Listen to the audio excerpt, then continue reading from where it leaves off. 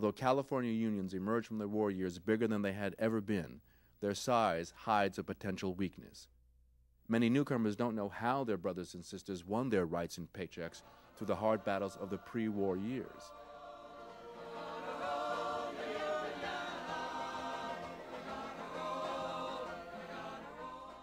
But most labor leaders have added responsibilities and worries. Teaching new workers about unionism takes time that's hard to find. This soon becomes a problem. With the wartime emergency over, many employers want to bring back the good old days of the anti-union open shop. By and by, in that glorious land above the sky, way up high, work and sing, live on here. You'll get pie in the sky when you die.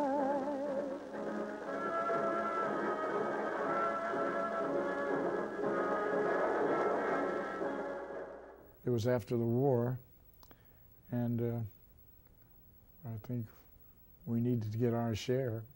Industry had sure made theirs during the war, and we were all you had wage and price controls, so most of us, we were locked into wages. Wages have to be frozen, Joe. The workers are making too much money for their own good, and prices haven't risen very much. Have they? In response to the boss's anti-labor offensive, working people launched the greatest wave of strikes in the United States history. Across the country, millions of workers walk picket lines, shutting down entire industries. Many are World War II veterans, disturbed at their poor treatment after fighting for their country. In Hollywood, thousands of craft workers organized in the left-wing Conference of Studio Unions, led by set painter Herb Sorrell, battled the studio bosses, the police, and another union. Roy Brewer, a leader of the International Association of Theatrical and Stage Employees, brings strikebreakers across the picket lines. He hopes his members will keep these jobs. Brewer claims his opponent Sorrell is a communist and skillfully develops this idea into a publicity strategy for the studios. In an atmosphere of growing anti-communist hysteria, Brewer's tactic works well. The Conference of Studio Unions is soon broken up. Many of its members lose their jobs or have to switch unions to keep working. Along with prominent actors, writers, and directors, Sorrell is investigated and blacklisted. He never works in Hollywood again. Despite his troubles, Sorrell takes the time to send a message of support northward to AFL brothers and sisters involved in another struggle.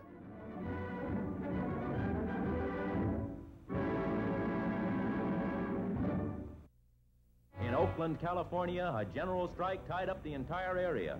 Bus and train service ceased to exist. In a dispute characterized by Dave Beck, Teamster leader in the far west area, as a lot of foolishness and more like a revolution than an industrial dispute. Meanwhile, the lives of nearly 750,000 people had been affected. Hold on. Did you understand what you just saw? I didn't. The perspective of the newsreel seems to be that these Oakland workers were doing something senseless. Using the same film footage, perhaps we could imagine another perspective. Something like this. Owners of Conn's and Hastings department stores refused to recognize a union favored by their employees. Hundreds of clerks went out on strike. Police beat up picketers and helped the Retail Merchants Association bring goods across picket lines. Outraged Oakland unionists called a general strike. For 2 days, Oakland stood still until owners and the city agreed to negotiate with workers' representatives. Okay, we've heard two different sets of facts. The newsreel selected some, we selected others. But each version of the story is missing something. Perhaps the striking workers themselves should be heard from. I was working in the shoe department, and I was making, I believe, $28 a week at that time, and, just getting out of the service. The only problem was that when I found, after talking to other people in specialty stores, such as Peter Brothers and Cushion's, they were making $10 or better a week, better than I was. And I went to the union and asked why they didn't organize a store. These people came on back, and I mean, my brother Americans and also the gals that came back from the war, and when they held out their hand for just a little piece of pie, the answer was no. One employer whose voice says no the loudest is Joseph Noland, publisher of the Oakland Tribune and longtime spokesman for conservative business interests. His newspaper labels moderate unionists extreme elements and warns of an impending communist takeover of Oakland.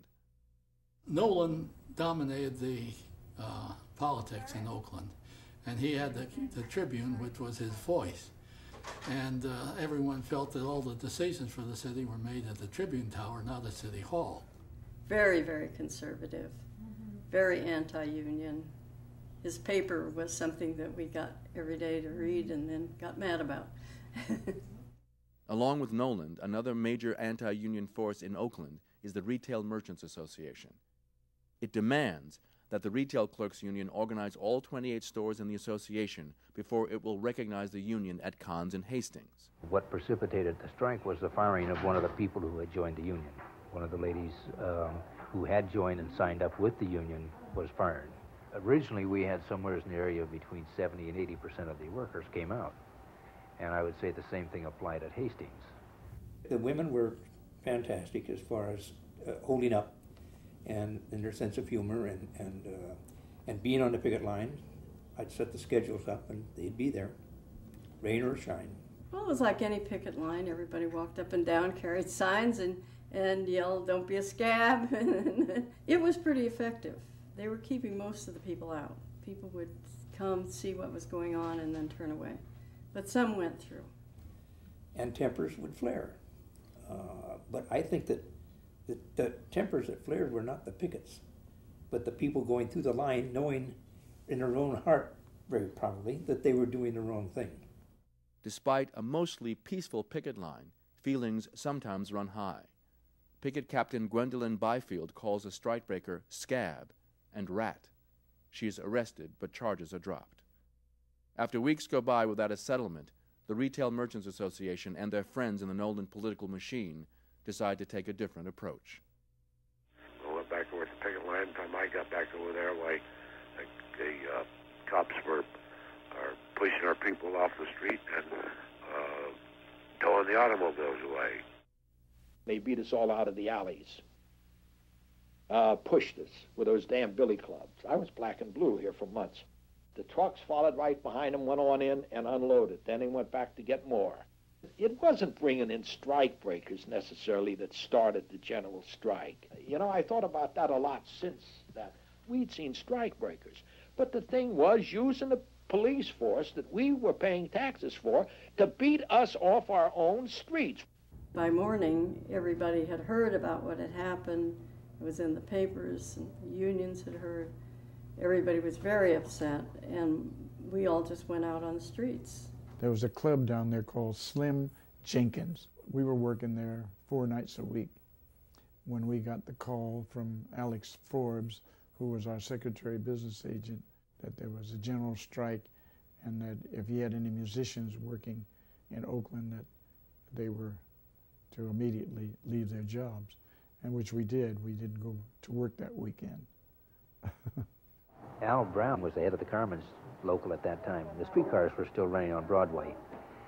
And he came down Broadway in a streetcar. And the police were out there, and they had Broadway blocked off. And he came up to the blockade, and the cop said, "It's all right, you can take your streetcar through." And he said, "Well, what's the deal?" They told him what they were doing, and he said, "Well, no, I've never crossed a picket line in my life, and I'm not about to now." So he climbed out, he took the controls out of the streetcar, climbed out of the streetcar, and that was it. That was the spark that started the whole thing at that particular time, because every streetcar backed up behind him. They couldn't move his streetcar. He told the buses to stop, and they had an emergency meeting, and for 3 days, just about, nothing turned in Alameda County. We didn't call it general strike, we called it a work holiday.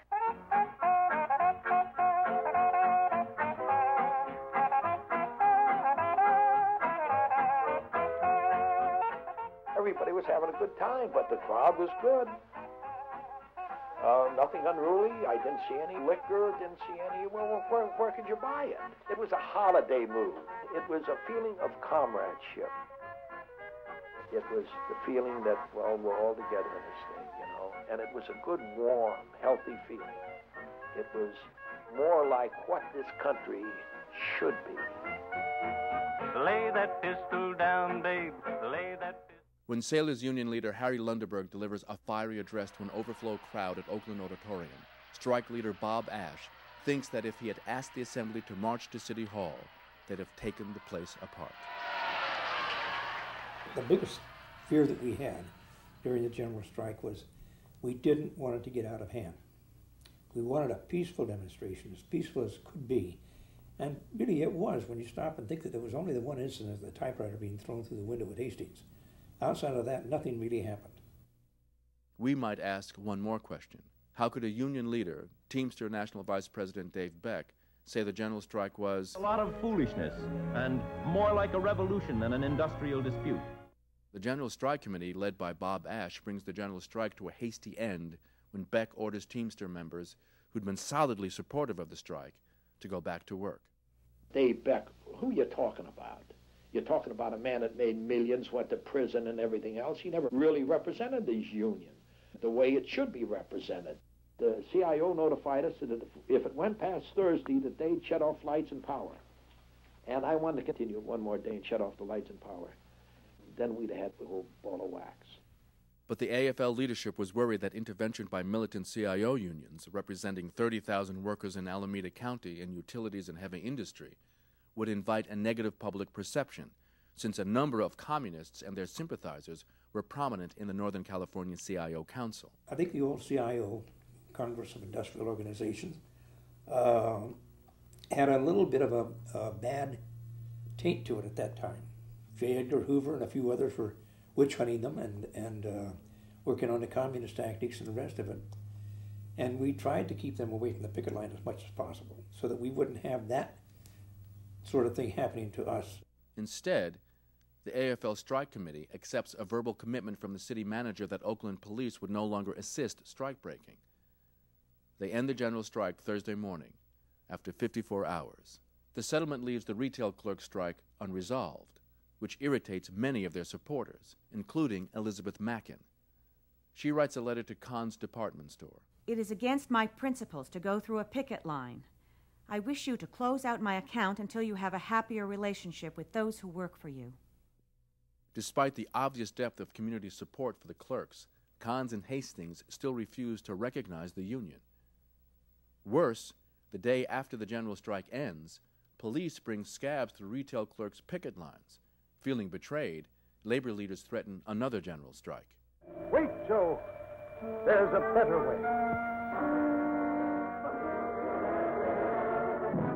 Recognizing the need for unity against the Nolan forces, the AFL, the CIO, the NAACP, and other progressive community groups formed the Oakland Voters League. We had put together all the precinct maps and had these lists of people. We divided the precincts up into areas of 10 precincts. I was given a map of the precincts. I was given a list of names. I didn't know where they came from and said, go find people to cover the precincts. It was a very interesting experience. This was in West Oakland, an area of mixed black and white. Building a bridge between the labor movement and minority communities, the OVL runs 5 candidates in the spring 1947 City Council election. It all went off amazingly smoothly and was a wonderful victory when we won 4 out of the 5 candidates. Although this leaves the Oakland Voters League 1 seat short of a majority on the 9-member council, Labor's victory cracks the anti-union Nolan machine for the first time in decades. Oakland's working people have a political voice and can no longer be ignored. One result is that the week after the election, the Retail Merchants Association recognizes the Retail Clerks Union in all of its stores. Whoever won before in Oakland? We showed by the general strike, if you hang together, you can take anybody on. It was a unique experience in my life to be involved in anything with such masses of people. I was really proud of the union members that came out. It convinced me more than ever that the union was the way to go for working people.